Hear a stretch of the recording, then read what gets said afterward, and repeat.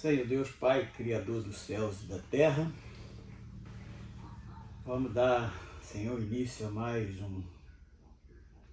uma conversa, onde queremos esclarecer alguns pontos e também fazer com que cada um possa analisar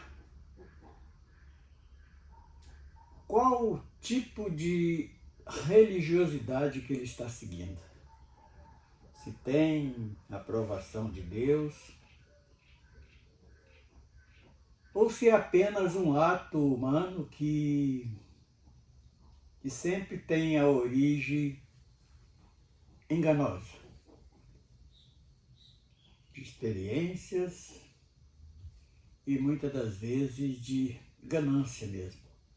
Então nós queremos falar sobre a origem, fazer um resumo da origem e fonte das seitas denominacionais para cada um poder analisar o que fez e o que está fazendo até este momento. Assim nós pedimos no nome de Jesus. Amém. Então, como título nós botamos nesta conversa, nesta rápida pesquisa, fazendo um resumão. Onde e quando surgiu as seitas denominacionais? Com que propósito? Para que cada um possa analisar e colocar o seu ponto de vista, se está errando ou está sendo enganado. Então nós fizemos esta rápida pesquisa, fazendo um resumo, simplesmente com a intenção de esclarecer algo para que o homem mesmo cada um possa observar, pesquisar, se ele está fazendo a vontade de Deus ou se está sendo levado em um campo conhecido como religioso, mas que não passa de interesse. Então, cada um possa estar fazendo. Então, nós separamos aqui três do lado do Espiritismo e umas de todas as tradições, como, por exemplo, a Umbanda, Candomblé, Kardecismo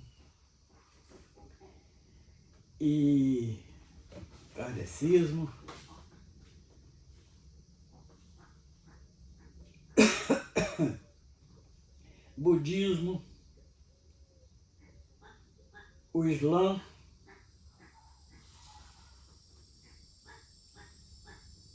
aí nós entramos num outro campo que vem o hinduísmo,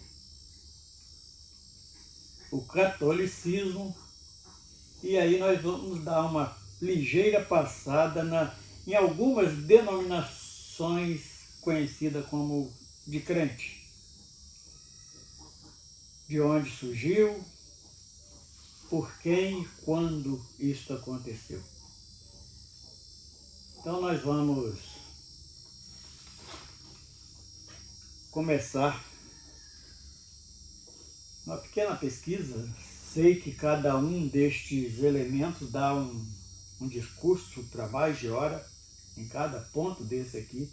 Se quisermos esclarecer e pesquisar mais a fundo, temos muita coisa em cada uma destas seitas denominacionais. Então colocamos primeiro aqui a Umbanda. Que tempo nasceu? Onde surgiu? E qual a finalidade desses meios conhecidos como religioso? Tem cerca de 400 mil seguidores a Umbanda no Brasil, fundada por Zélio Fernandino de Moraes, e já morto há mais de 30 anos, no Rio de Janeiro. Deu a sua origem no subúrbio do Rio de Janeiro, em 15 de novembro de 1908,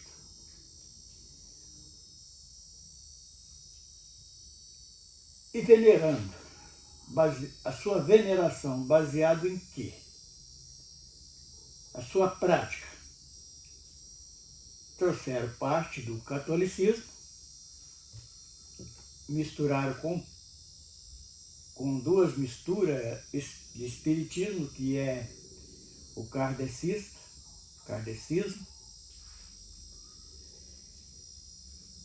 e crenças africanas.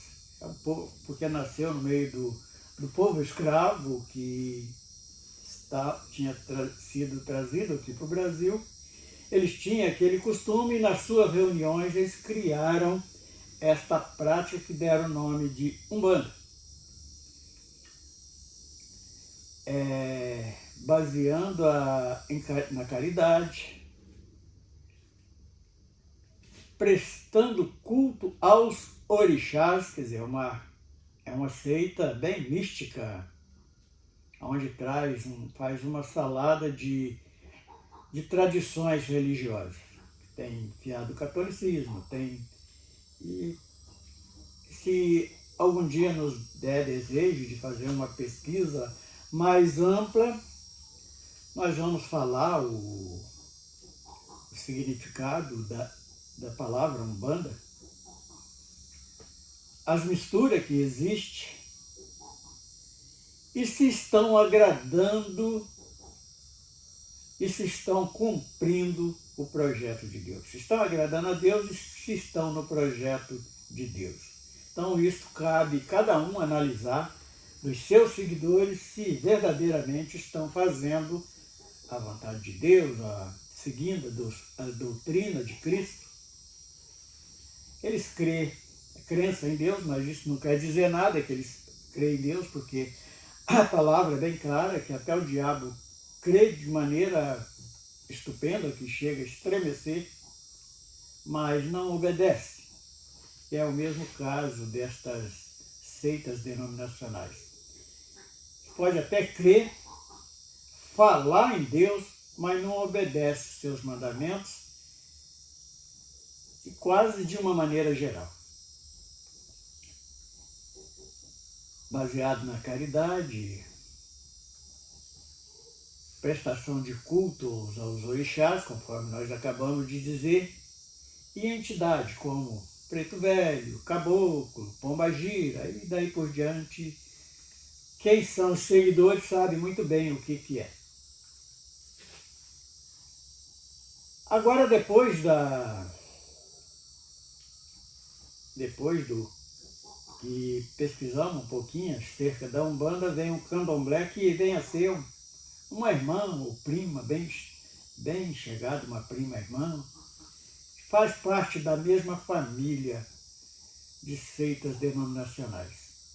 Também surgiu no século XIX, no Brasil, surgiu na metade do século XIX, em Salvador, na Bahia, onde agregou os escravos, exatamente quase mesmo segmento lá da Umbanda, usando linguagem Yorubá. É a língua que eles falam, aquela língua que falam ali, como se fosse língua de espírito. E eles dizem que Yorubá é um lugar, para eles, assim, tipo paraíso.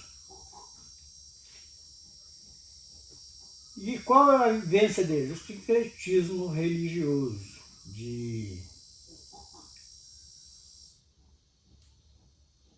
sincretismo de várias religiões. Também é uma mistura, assim como nós vemos até dentro do Evangelho mesmo, esta mistura. Aquele que veio lá do Espiritismo, ele leva sempre um pouco daquilo para dentro da sua comunidade, da sua congregação, das suas práticas. E o Candomblé também foi a mesma coisa. Ela não veio da África, surgiu no Brasil, foi o que nós descobrimos.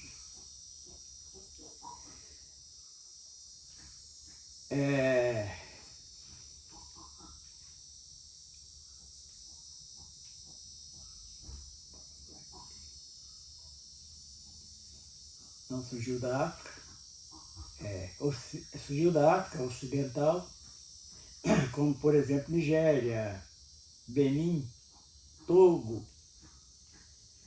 Então foi uma mistura dessas tradições desses lugares africanos. No contexto brasileiro, não tem uma data exata que foi criada, porque naquela época não era documentado quase nada, então surgiu, se acostumaram a fazer aquilo, levou-se ao conhecimento do povo, alguns acreditando, outros participando, até mesmo sem acreditar, e formaram este movimento que traz o nome de Espiritismo. Mas os primeiros terreiros na Bahia, Salvador, tem, por exemplo, como Casa Branca do Engenho Velho, Casa Branca do Engenho Velho, por volta de 1830. A sua origem, nós já falamos, nas tradições africanas também, igual a Umbanda. Agora vamos falar um pouquinho do kardecismo. Essa já veio mais de longe, veio lá de fora, veio parece que da França, se eu não me engano.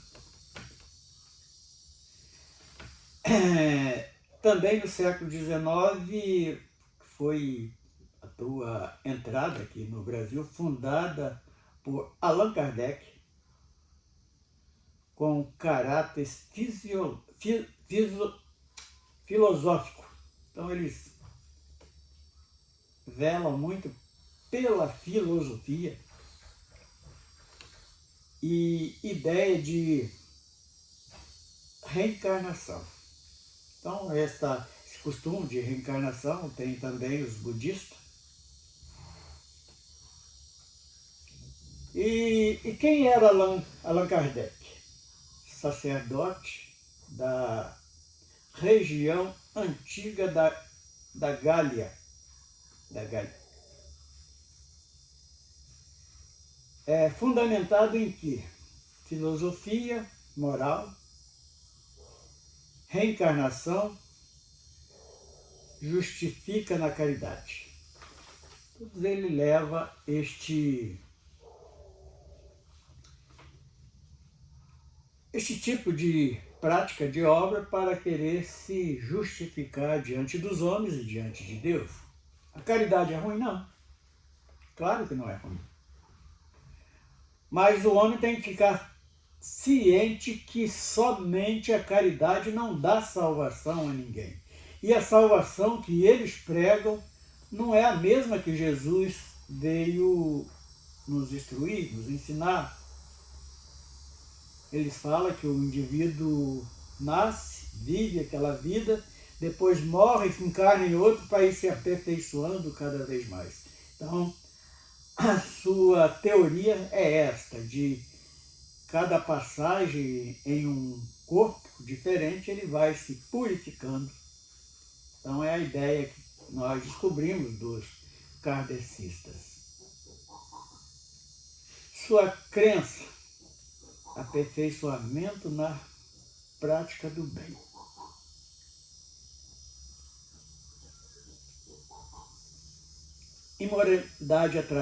E a moralidade através da reencarnação.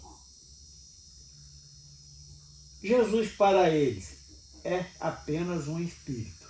Então, eles fazem igual algumas seitas evangélicas que também nega a eficácia, o poder de Jesus. E como alguns dizem que apenas que a origem de Deus e a prática de Deus é apenas algo assim, bem superficial.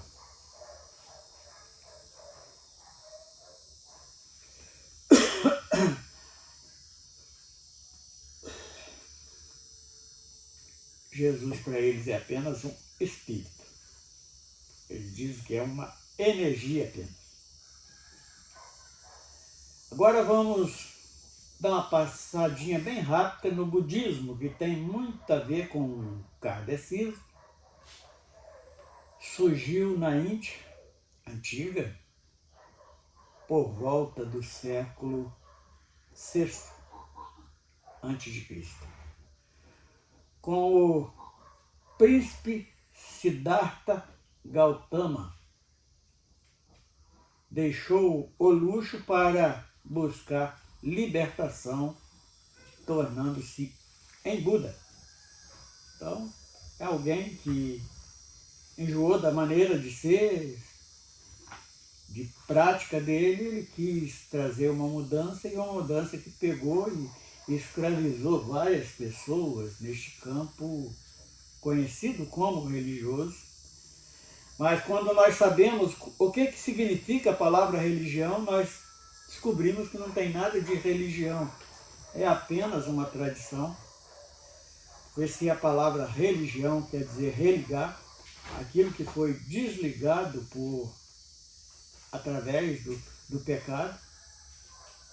E hoje nós descobrimos que somos religados através de Cristo, crendo na obra redentora que Ele veio trazer para nós. Então não tem como concordar muito com as suas práticas de meditação, muitas das vezes até de flagelos, de rejeição de algumas coisas.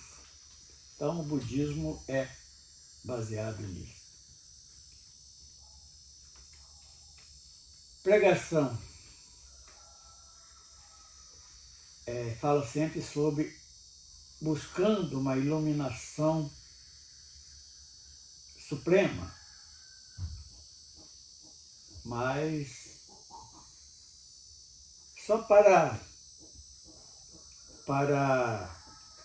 alertar. Buda morreu e não ressuscitou, mas Jesus morreu e ressuscitou. Jesus se entregou para toda a humanidade que cresce. E nós não vemos essas mesmas características em Buda. Agora vamos deixar Buda, busca o autoconhecimento na meditação. Então eles param aquele tempo que fica ali sem falar nada com ninguém, naquela posição única. Eles, nas suas reflexões. Agora o Islã surgiu no começo do século VII,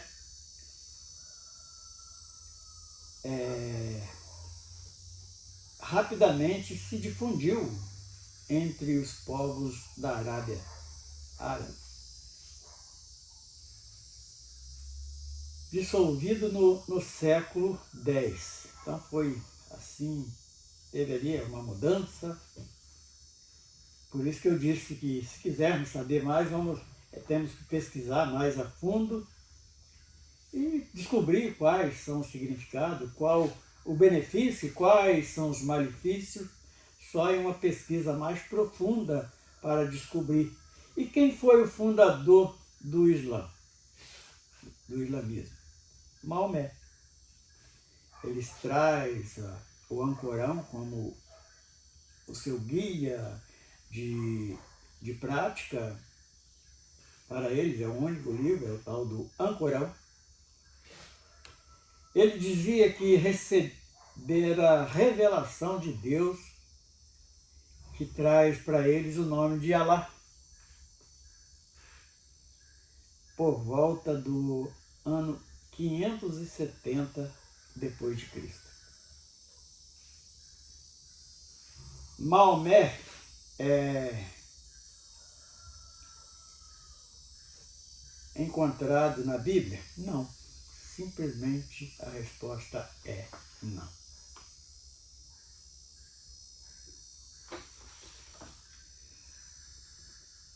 Agora vamos conhecer um pouquinho do hinduísmo.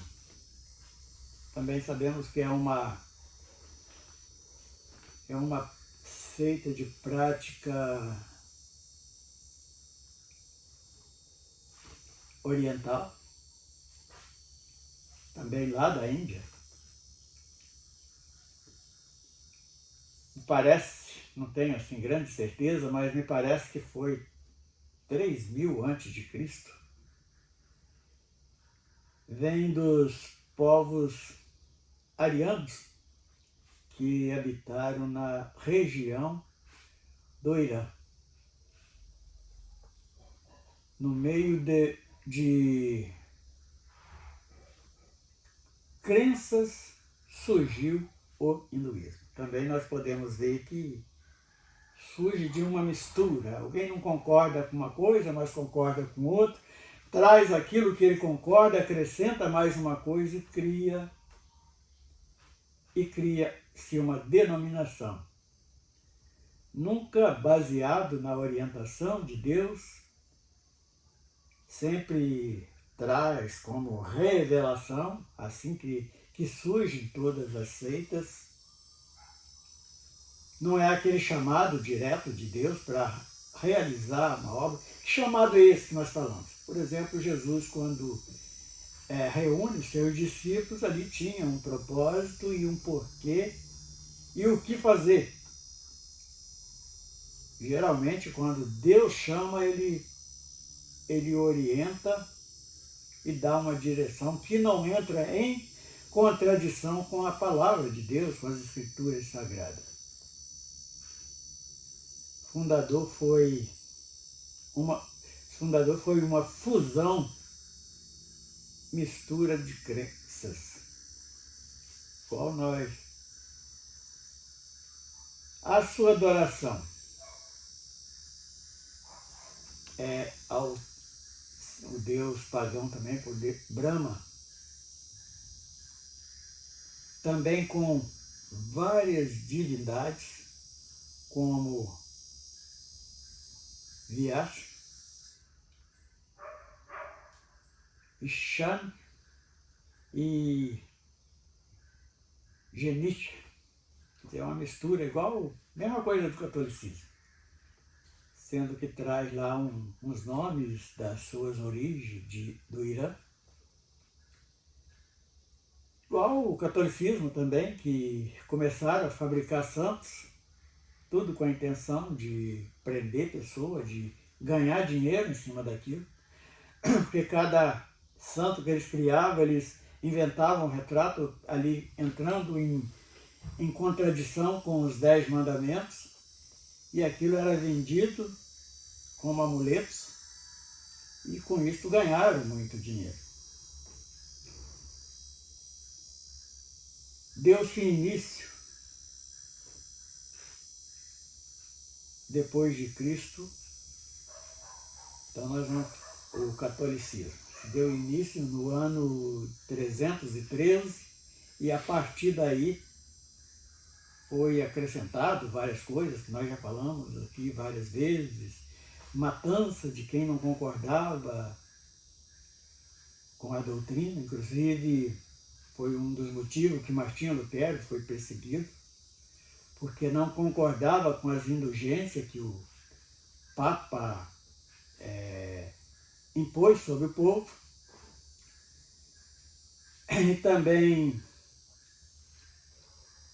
andaram matando e queimando pessoas que tinham acesso às escrituras, e dizia que era para não...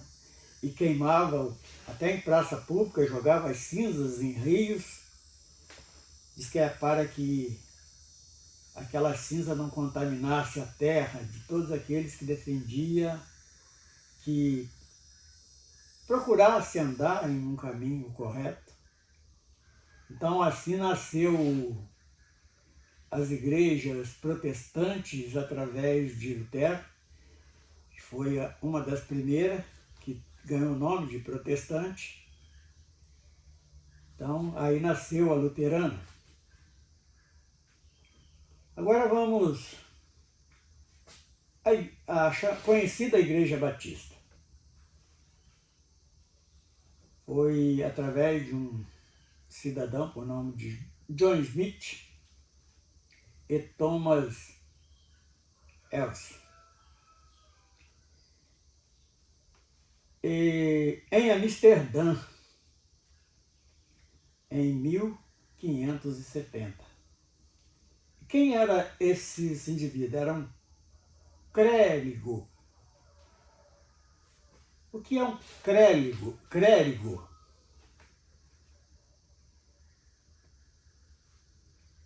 é alguém que ocupa uma função eclesiástica, assim como se fosse um sacerdote, conhecido como um sacerdote. Por isso leva o nome de clérigo.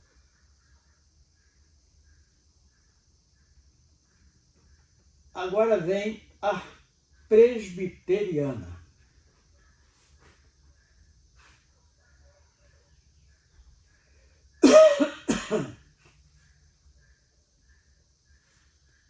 Deu-se início em 12 de agosto de 1862. Primeira origem, calvinista. Suas práticas deu origem em Calvino. Segundo, entrou no Brasil, no Rio de Janeiro, em 12 de agosto de 1859. Terceiro,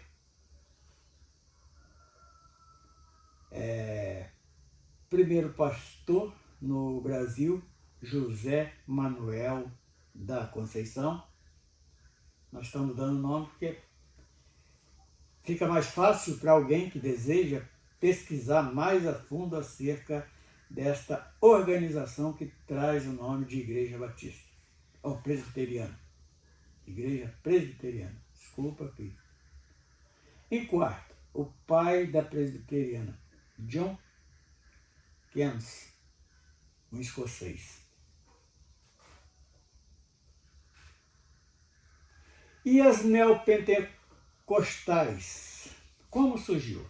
Isso aí não precisa nem de grande pesquisa, porque é algo muito recente,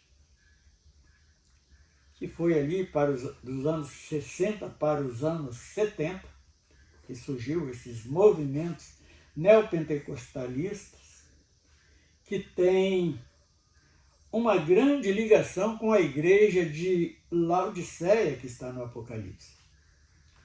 Se olharmos o que Deus condena lá na igreja de Laodiceia, nós vamos ver bem claro dentro das igrejas neopentecostais.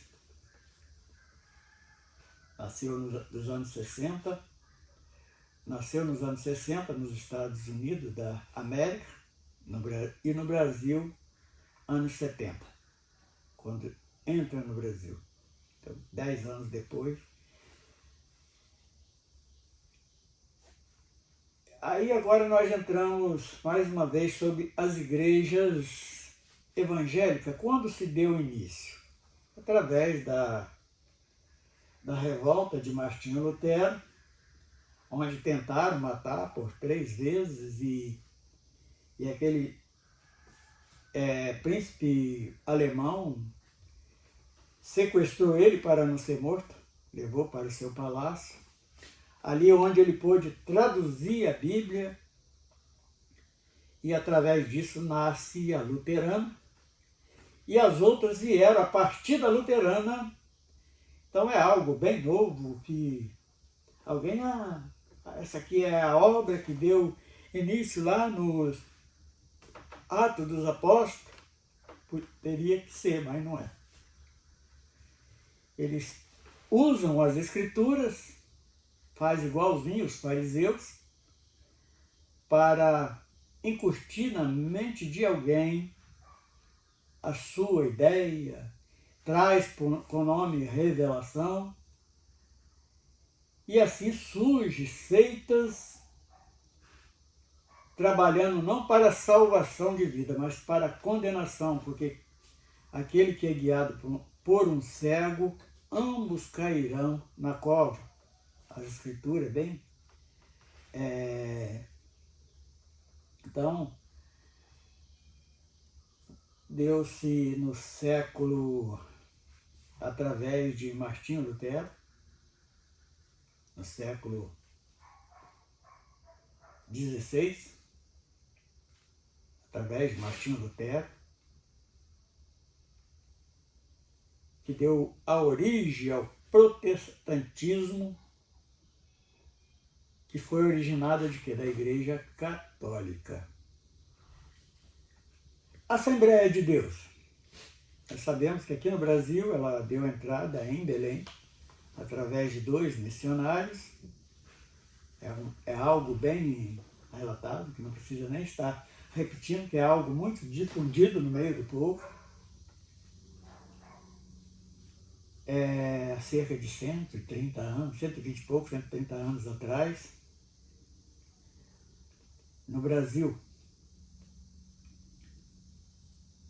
Então, a sua chegada, o início foi em Belém, estado de Belém, Brasil. Surgiu como movimento pentecostal, fazendo-se alusão de Atos dos Apóstolos 2, no século XX. Mas nós sabemos que eles só falam, eles torcem totalmente a palavra. Eu, sinceramente, eu classifico as assembleias como um programa de show de calouros. Aquelas apresentações ridículas que eles apresentam muitas das vezes, e principalmente quando convida ali uma pessoa que se tornou famosa na parte de cantoria, viram um artista, cobram caro para ir se apresentarem. Então virou-se apenas um show. Então as Assembleias de Deus nós podemos enxergar desta maneira.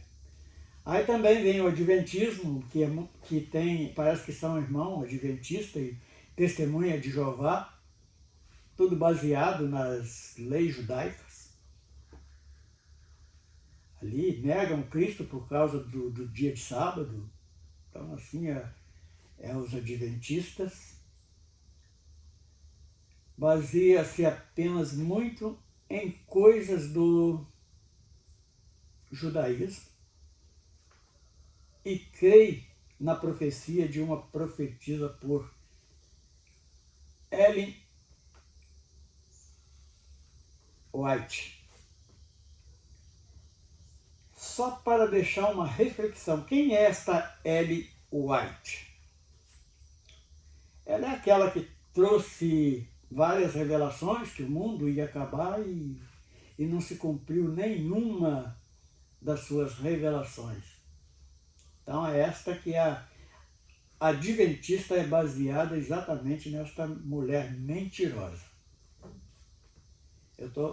Até corremos risco de falar que ela é mentirosa, porque estão aí, eles acham que esta Ellen White é um Deus para eles, não aceita que falam a verdade a respeito.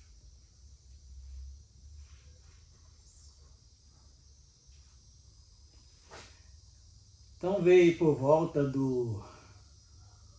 de 1863, também nos Estados Unidos, fundação atribuída a Ellen White.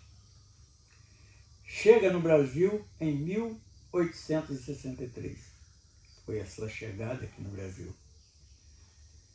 São demasias centrados no sábado.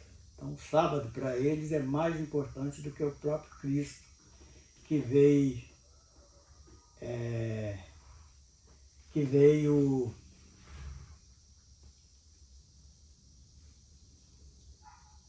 para trocar o valor, a obra de Jesus por um sábado. Testemunha de Jeová, também dos Estados Unidos. percussor Charles Taze Russell, na década de 70. Morreu em 31 de outubro de 1916, viajando em um trem, porque ele era um missionário, viajava muito e passava aí muito doente, que ficou porque passava várias necessidades e acabou morrendo no Texas. E os mormons também têm muito a ver com os testemunhas de Jeová. Também surge praticamente da mesma maneira. Está aí no Brasil a todo vapor, enganando muita gente. Então eles têm uma ligação entre mormons, testemunha de Jeová e adventista. São parentes bem chegados.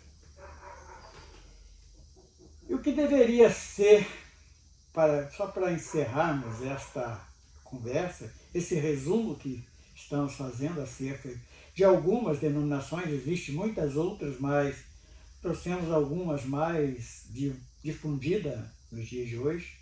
O que deveria ser a prática destas denominações? Pregar o Evangelho do Reino dos Céus, como o próprio Jesus ordenou, e as suas práticas. Está lá, a receita está em Atos dos Apóstolos. Vamos ver ali no tempo da igreja primitiva qual era. Ninguém pregava o Evangelho para enriquecimento ilícito. Hoje é totalmente ao contrário. E com isto, quando nós começamos a entender as Escrituras, que o próprio Jesus recomendou que fizéssemos isso, nós não precisamos nem de ninguém para estar nos avisando. Nós vamos enxergar, procurando santificar nossas vidas, que o próprio Espírito Santo vai abrir os nossos olhos. Então fizemos este resumão de algumas denominações. É um resumão denominacional para meditação daqueles que não desejam ficar enganados para sempre ou guiados por cegos. Então, a nossa intenção em fazer esse resumo é apenas isto. Seu Deus, te damos graça por mais uma vez